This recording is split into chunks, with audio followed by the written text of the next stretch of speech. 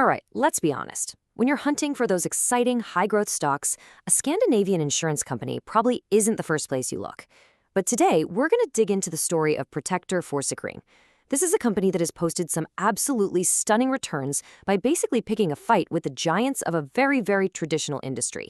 So let's break down how on earth they've managed to do it. And that really is the million-dollar question for any investor, right?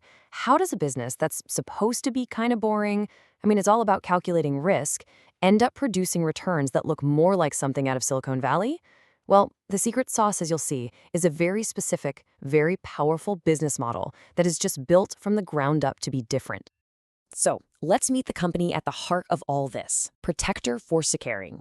And pay attention to that name they gave themselves, the Challenger, because this isn't just some slick marketing slogan they cooked up.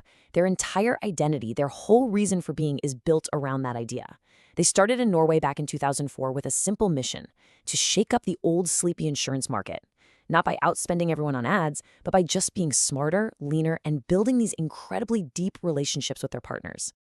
Okay, so let's start with the bull case. What is it that gets investors so fired up about this company? Well, it all comes down to what you could call the Challenger profit machine. It is a system that has been laser-focused and fine-tuned for one thing and one thing only: profitable growth. This whole machine is built on three key pillars that all work together beautifully. First, they only sell through insurance brokers. That means no expensive sales force to pay. Second, they build their own IT systems and handle all their claims in-house, which gives them unbelievable control and speed. And here's the magic part. Those first two things lead directly to the third, which is achieving both cost leadership and quality leadership. It's a real win-win-win. Let's just zero in on that cost leadership idea for a second, because this is huge. For Protector, this isn't about just being cheap or cutting corners. No. This is a durable advantage. It's built on a super lean organization, and this is the critical part, those in-house IT systems. While their competitors are often stuck using clunky outsourced tech, Protector is building its own. It's like they're driving a custom-built race car while everyone else is stuck in a rental. And you can see the results of that strategy right here. Just look at this chart. What you're looking at is the expense ratio, basically how much it costs to keep the lights on versus the money they bring in. For Protector, it was just 10.8% in 2023. Now, compare that to their giant Nordic rivals, Gjensidige and Trug. You see that gap? That's not just a small difference. That is a massive competitive advantage that flows directly to the bottom line. So what does all that efficiency and all that advantage turn into? It turns into this. In 2023, Protector delivered a return on equity of 37.7%. Now, for anyone who doesn't live and breathe financial metrics, let me just tell you, for an insurance company, that number is absolutely stratospheric. It's the kind of number that makes the entire market sit up and pay very, very close attention.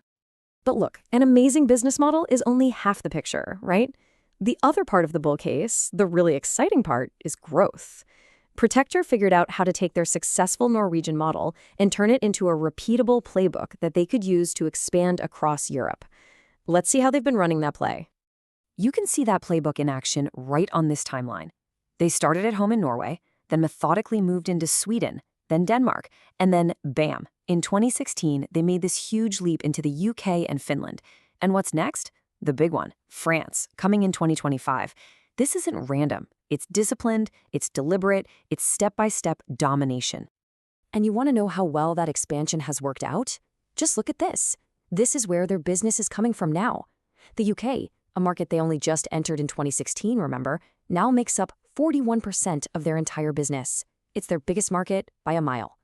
This proves their challenger model isn't some quirky Nordic saying. It travels, and it can win even in the toughest markets on the planet. So naturally, all eyes are now turning to France. This is the next big test.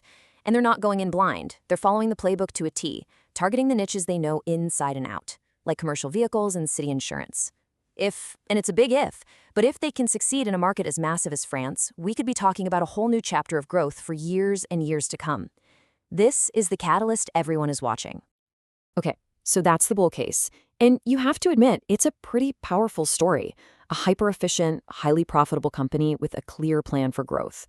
But, and there's always a but when investing, we have to flip the coin over. We have to look at the bear case. And for Protector, it really all boils down to one simple, nagging question. Is this stock just priced for absolute perfection? And this right here perfectly frames the dilemma. It's the central conflict for any investor thinking about this stock. On the one hand, you've got what is, by almost any measure, a best-in-class top-tier company. But on the other hand, the market knows this, and the market has bid the stock price up to a level that a lot of people would call, well, dangerously expensive.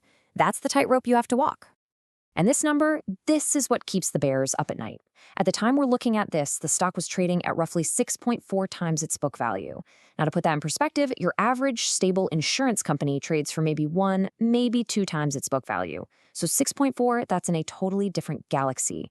It means the market isn't just paying for what the company has today, it's paying a gigantic premium for all the good news of tomorrow. It leaves absolutely zero room for error. So what could go wrong? What are those potential errors? Well, the bears will point you to 3 big ones. First, France.